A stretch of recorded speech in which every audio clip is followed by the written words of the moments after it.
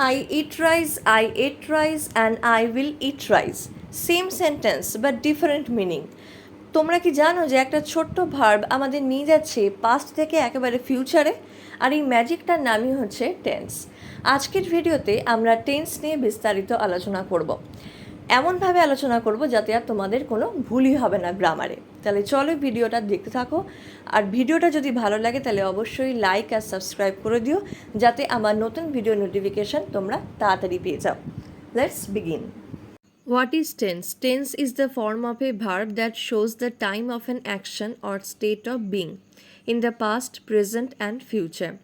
অর্থাৎ টেন্স কোনো কাজের সময় নির্দেশ করে, সেই কাজটা অতীতে হোক, বর্তমানে কিংবা ভবিষ্যতে। Next is type of tense. Tense তিন ধরনের হয়: present tense, past tense and future tense. বর্তমানে কোনো কাজ করলে সেটাকে বলা হয় প্রেজেন্ট টেন্স, অতীতে কোনো কাজ হলে সেটাকে পাস্ট টেন্স বলে, আর ভবিষ্যতে কোনো কাজ হবে সেটা বোঝাতে ফিউচার টেন্স ইউজ হয়। এর পরেরটা হচ্ছে ফর্মস অফ টেন্স। টেন্সের মূলত চারটে ফর্ম হয়। একটা হচ্ছে simple, continuous, perfect and perfect continuous tense. আজকের ভিডিওতে আমরা শুধুমাত্র প্রেজেন্ট টেন্স নিয়ে বলবো। এর পরের পার্টে আমরা আলোচনা করব পাস্ট টেন্স আর ফিউচার টেন্স নিয়ে। দেখো, টেন্সের চারটে ফর্ম হয়, অলরেডি আমরা জেনে গেছি: simple, continuous, perfect and perfect continuous. যেহেতু আজকে আমরা প্রেজেন্ট টেন্স নিয়ে আলোচনা করব, তাই জন্য এটা একটা ডায়াগ্রামের মাধ্যমে বোঝানো হয়েছে যে এটার চারটে ফর্ম। এরপর চলে আসা যাক মেইন টপিকে। তো প্রথম ফর্মটা হচ্ছে সিম্পল প্রেজেন্ট টেন্স। স্ট্রাকচারটা হচ্ছে সাবজেক্ট প্লাস ভার্বের first form plus object. For example, I play football everyday. এখানে সাবজেক্টটা হচ্ছে আই, ভার্বের ফার্স্ট ফর্ম হচ্ছে প্লে, আর বাকিটা হচ্ছে অবজেক্ট।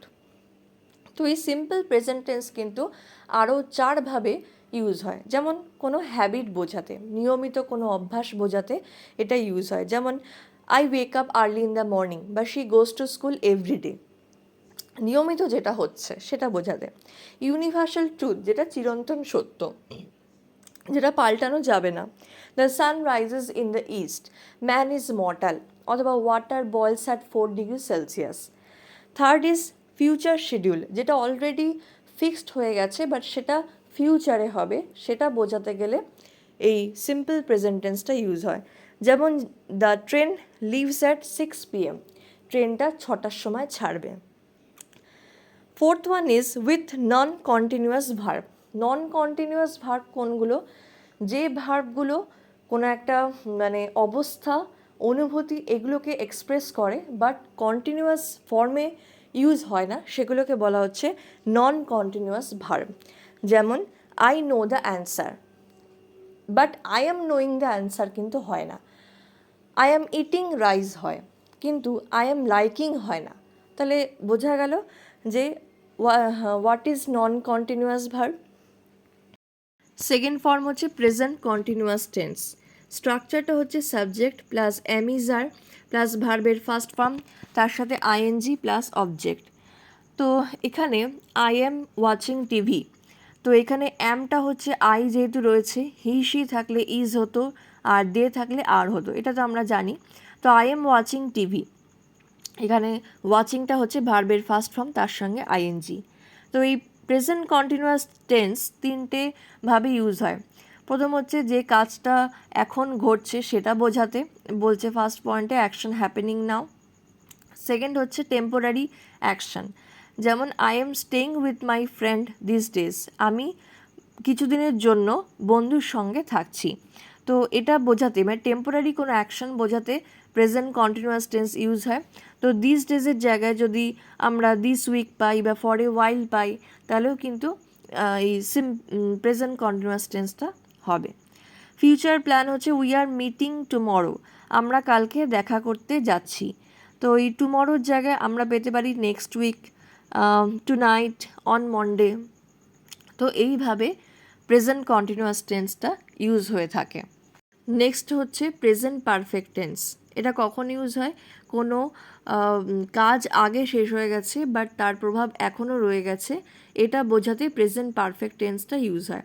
স্ট্রাকচারটা হচ্ছে সাবজেক্টটা কীরকম হবে তার বেসিসে হ্যাজ অথবা হ্যাভ, ভার্বের থার্ড ফর্ম, আর object. For example they have finished lunch, এখানে দেটা সাবজেক্ট, তার সাথে হ্যাভ, ভার্বের থার্ড ফর্ম হচ্ছে ফিনিশড, অবজেক্টটা হচ্ছে লাঞ্চ। তিনভাবে এই প্রেজেন্ট পারফেক্ট টেন্সটা ইউজ হয়, যেমন action just completed, action just completed মানে হচ্ছে যে কাজটা এই মুহূর্তে শেষ হলো সেটা বোঝাতে, যেমন আই হ্যাভ জাস্ট ইটেন। এই জাস্টের জায়গায় অলরেডিও হতে পারে, রিসেন্টলি, মানে সেন্টেন্স অনুযায়ী।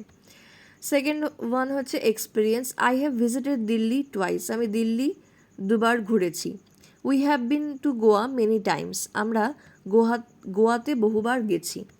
Third one is result visible now, যেমন he has broken his leg, সে পা ভেঙে ফেলেছে, মানে পা ভেঙেছে আগেই, বাট এখনও সেই জিনিসটা সে সাফার করছে, সেটা বোঝাতে গেলে এই প্রেজেন্ট পারফেক্ট টেন্সটা ইউজ হয়।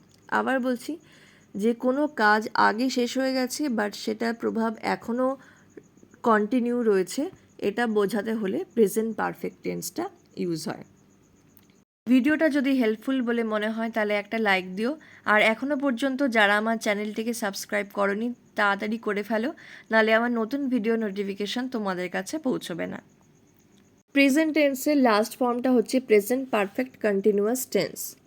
স্ট্রাকচারটা হচ্ছে এরকম, সাবজেক্ট প্লাস হ্যাজ অথবা হ্যাভ, নতুন একটা জিনিস সেখানে অ্যাড হচ্ছে, সেটা হচ্ছে বিন, BEEN, ভার্বের ফার্স্ট ফর্ম, তার সাথে I N G plus object plus since অথবা ফর, যেরকম সেন্টেন্সের হবে, প্লাস টাইম। এরপর আমরা বুঝবো সিন্স আর ফরের ডিফারেন্স কী সেন্টেন্সের মধ্যে দিয়ে। যেমন দেখো, ফার্স্ট সেন্টেন্সে কি বলছে, they have been playing since morning, তারা সকাল থেকে খেলছে। সেকেন্ড সেন্টেন্সে কি বলছে, I have been studying for 2 hours, আমি 2 ঘন্টা ধরে পড়ছি। তাহলে এখানে ডিফারেন্সটা কি হচ্ছে, সিন্সটা হচ্ছে সময়ের শুরুটাকে নির্দেশ করতে ইউজ হয়। এই যে লেখা আছে, সিন্স হচ্ছে স্টার্টিং পয়েন্টটাকে ডিকোড করছে, যে বলছে they have been playing since morning, সকাল থেকে তারা খেলছে। I have been studying for 2 hours, আমি কতক্ষণ ধরে পড়ছি, ডিউরেশন অথবা পিরিয়ড, এটা বোঝাতে গেলে এই ফরটা ইউজ হয়, যে 2 ঘন্টা ধরে পড়ছি। আজকের ভিডিওতে আমি শুধু প্রেজেন্ট টেন্স নিয়ে বললাম।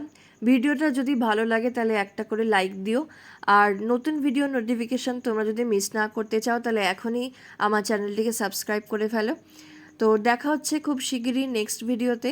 Till then keep learning with study buddy, যেখানে পড়া হয় স্মার্ট ওয়েতে।